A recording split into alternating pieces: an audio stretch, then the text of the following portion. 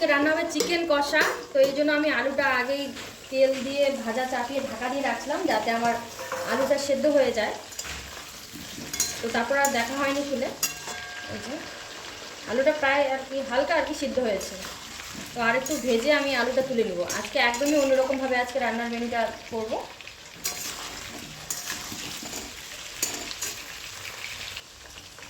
তো এই যে আনা হয়েছে চিকেন, এই যে দেখতে পাচ্ছেন ধুয়ে রেখেছি।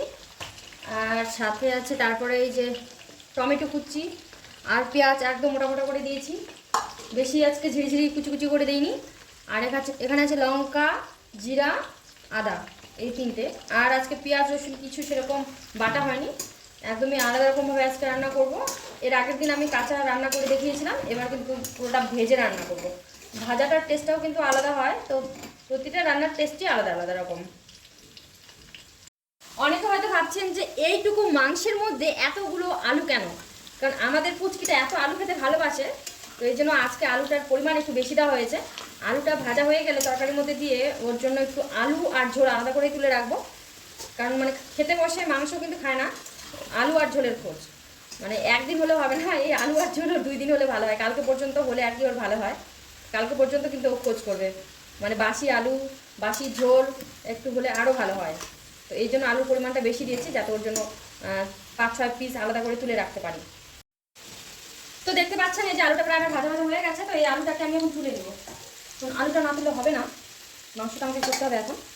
আর এর মধ্যে মাংসটা সব কিছু দিলে আলাদা রকম হয়ে যাবে, তো এই জন্য আলুটা আমি তুলে নেবো।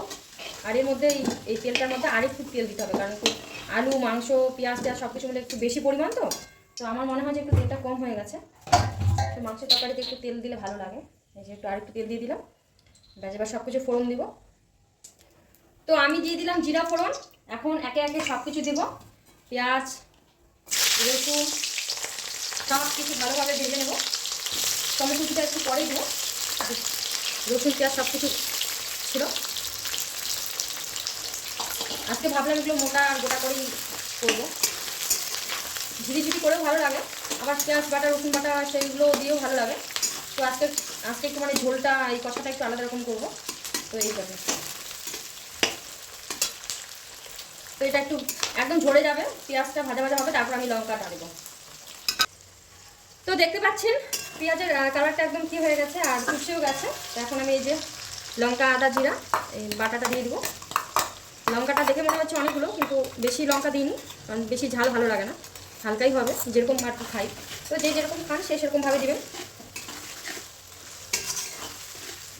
তো এখন আমি লঙ্কা বাটা এই লঙ্কার যেহেতু গুঁড়ো না, আর আদা দেওয়া আছে জিরা দেওয়া আছে সব কিছুই কাঁচা, লঙ্কাটাও শুকনো লঙ্কা বাটা, তো এই জন্য এটাকে ভালোভাবে আমি কষিয়ে নেবো। কারণ লঙ্কার গুঁড়ো তারপর জিরার গুঁড়োগুলো দিলে আর কি অতটা গন্ধ করে না মশলাটা, কিন্তু এটা যেহেতু কাঁচা তো এটা ভালোভাবে না কষালে কিন্তু গন্ধ করবে। তারপর কিন্তু আমি মাংসটা ছাড়বো, মাংসটা তারপর কষাতে কষাতে আমার রান্না হয়ে যাবে। এই যে দেখুন আমি আমার মানে পরিমাণ মতো কিন্তু লবণ হলুদ সব কিছু দিয়ে দিয়েছি, আর এটা আমার প্রায় হয়ে গেছে ভাজা ভাজা থেকে, মশলাটা প্রায় ভাজা ভাজা হয়ে গেছে। তো এখন আমি মাংসটা দিয়ে কষিয়ে নেব, আর মাংসটা কষাতে কষাতে একটু হালকা ঢাকনা দিয়ে ঢেকে রাখতে হবে, আবার কষাতে হবে। এইভাবে করে আজকের চিকেন কষাটা রান্না হবে, এভাবে করে রান্না করে দেখবেন হেভি কিন্তু টেস্ট হয়। এর আগের বারও আমি এইভাবে করেই রান্না করছিলাম, আর মানে যখন যেরকম মনে হয় তখন সেরকমভাবেই রান্না করি। কখনো একসাথে সব কিছু মিক্স করে রান্না করি, কখনো আবার আজকে আবার এরকম মনে হলো আজকে যেহেতু অনেকগুলো মাংস আর আলু টালু সব কিছু মিলে আর কি ধরতে গেলে এক কড়াই হয়ে যাবে আমার মনে হচ্ছে। তো এই জন্য আজকে রান্নার রেসিপিটা একটু আলাদা রকম করে করলাম। তো আমাদের যে মাংসগুলো আনা হয়, এই চিকেন বলুন বা এই খাসির মাংস বলুন, মানে বাড়িতে আর এক্সট্রাভাবে কাটা হয় না, বাজার থেকে যেভাবে কেটে আনা হয় সেভাবে কাটা হয়। কিন্তু গ্রামে যেটা হয়, মানে আমি তো গ্রামেরই মেয়ে, তো সেক্ষেত্রে এই যে এত বড় বড় পিসগুলো কিন্তু ছোটো ছোটো করে কাটা হয়, ছোটো ছোটো করে কাটলে বেশি টেস্ট হয়। তো বাড়িতে আর কি এগুলো ঝামেলা করবে, তো এই জন্য আগাগোড়াই মানে শাশুড়ি দেখে এসেছি যে কাটাকাটি করে না ঝামেলা ছাড়াই। আর প্রায় আমি মানে শহরের যে কোনো বিয়ে বাড়ি বলুন বা আমি অনেক অনুষ্ঠানে দেখেছি বড় বড় মাংসের পিস একবারে দিয়ে দেয়, ব্যাস 2, 3, 4, 5টা যা হোক দিয়ে দেয়, হয়ে গেল,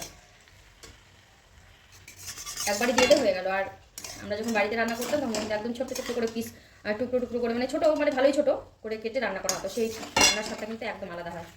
তো এই যে এইভাবে করে কষিয়ে কষিয়ে ঢাকনা দিয়ে আবার কষাবো, এভাবে করে আজকে রান্নাটা আজকে করবো কোনোরকম জল ছাড়াই। তো একটু লো মিডিয়াম করে দিয়েছি, এই যে ঢাকনা কতগুলো জল বেরিয়েছে মাংসটা,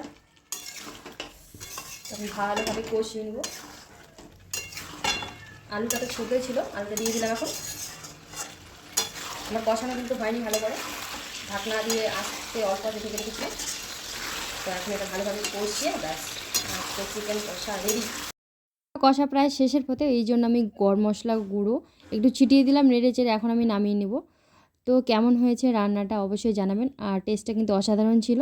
এভাবে করে কিন্তু আপনারাও চিকেন কষা বাড়িতে করতে পারেন। তো রান্নার রেসিপিটা কেমন লাগলো অবশ্যই কিন্তু লাইক কমেন্ট করে কিন্তু অবশ্যই জানাবেন। আর প্রত্যেকে ভালো থাকবেন, সুস্থ থাকবেন, আর নিত্য নতুন রেসিপি আর নিত্য নতুন ব্লগ দেখার জন্য কিন্তু ব্লগার তনুশ্রী আর শ্রুতি চ্যানেলটিকে সাবস্ক্রাইব বা ফলো করে রাখতে হবে। তো প্রত্যেকে ভালো থাকবেন, ধন্যবাদ।